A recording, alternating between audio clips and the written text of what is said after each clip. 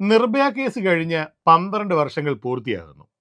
അന്നേരത്തേക്കൊക്കെ നമ്മുടെ നാട്ടിലെ സ്ത്രീകളെ സംരക്ഷിക്കുന്നതിന് വേണ്ടി ഒരുപാട് നിയമങ്ങൾ വളരെയധികം കർശനമാക്കിയായിരുന്നു. അന്ന് അത് കണ്ട പല പെൺകുട്ടികളും സന്തോഷിച്ചു. എൻ്റെ നാട്ടിലും എൻ്റെ വീട്ടിലും എൻ്റെ സമൂഹത്തിലുമൊക്കെ ഞാൻ സുരക്ഷിതയാണെന്ന്. എന്നിട്ടിപ്പോൾ എന്താ കഥ? എന്നാൽ അങ്ങനെ ചിന്തിച്ച ഒരു ജൂനിയർ ഡോക്ടർ ഒരു ദിവസം രാത്രി സെമിനാർ ഹാളിൽ രാത്രി ഒറ്റയ്ക്ക് കിടന്നുറങ്ങുകയാണ്. അവൾ വിചാരിക്കുകയാണ് അവൾ അവിടെ സുരക്ഷിതയാണെന്ന്.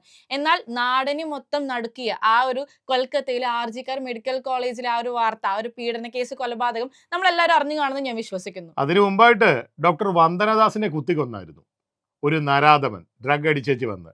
എന്നിട്ടിപ്പോൾ നമ്മുടെ നാട്ടിൽ എന്തുണ്ടായി? കാരണം അതിൻ്റെ മാതാപിതാക്കളെ അതിന് ശേഷം ഒരു TV ചാനലിൽ കണ്ടപ്പോൾ ഹൃദയവേദന ഉണ്ടായത് എപ്പോഴാണ്? സ്ത്രീകൾക്ക് എന്തിനാണ് ഈ രാജ്യത്ത് മുൻഗണന? ഇക്വാളിറ്റി പറഞ്ഞാൽ അത് ഫെമിനിറ്റി.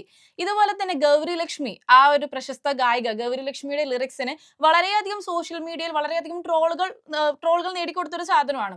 എന്നാൽ ആ സോഷ്യൽ മീഡിയ ഇൻഫ്ലുവൻസ് തന്നെയാണ് ഇപ്പോൾ പറയുന്നത് സൗദി അറേബ്യയിലെ നിയമം ഇന്ത്യയിൽ വന്നിരുന്നെങ്കിൽ, അല്ലെങ്കിൽ അവൾ എന്തിനാണ് രാത്രി ഒറ്റയ്ക്ക് പുറത്തിറങ്ങിയത്, അല്ലെങ്കിൽ തിരക്കുള്ള ഒരു ബസ്സിൽ കയറിയത് കൊണ്ടല്ലേ അവളെ കയറി പിടിച്ചത് എന്നൊക്കെ. അങ്ങനെ ഉണ്ടെങ്കിൽ ഒരു ചോദ്യം ഞാനൊന്ന് ചോദിക്കട്ടെ പ്രിയപ്പെട്ട പ്രേക്ഷകരോട്. 6 മാസമായ കൊച്ചു പെൺകുഞ്ഞ് പീഡിപ്പിക്കപ്പെട്ടിട്ടില്ലേ? 1 വയസ്സുള്ള ചെറിയ കുട്ടികൾ പീഡിപ്പിക്കപ്പെടുന്നില്ലേ? അതിൻ്റെയൊക്കെ ഉത്തരവാദിത്തം ആരേറ്റെടുക്കും?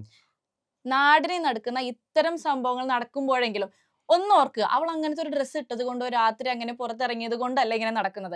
പെൺകുട്ടികൾക്ക് നമ്മൾ ജാഗ്രത അഡ്വൈസ് കൊടുക്കുന്നത്, അല്ലെങ്കിൽ അതിനേക്കാളും കൂടുതലായിട്ട് ആൺകുട്ടികൾക്ക് പ്രിഡേറ്റേഴ്സ് ആവാതിരിക്കാനുള്ള ആ ഒരു വിദ്യാഭ്യാസം അവർക്ക് നമ്മളായിട്ട് തന്നെ പ്രൊവൈഡ് ചെയ്യണം. നമ്മൾ സൊസൈറ്റിയിലേക്ക് അത് പ്രൊവൈഡ് ചെയ്യണത്. ഞങ്ങൾ ഒറ്റ കാര്യം ഇവിടെ പറയുന്നുള്ളൂ, എല്ലാവരും ജാഗ്രത പാലിക്കുക. മോർണിംഗ് ഡ്രൈവാണ് മത്തായിയും ഡാനൂബും.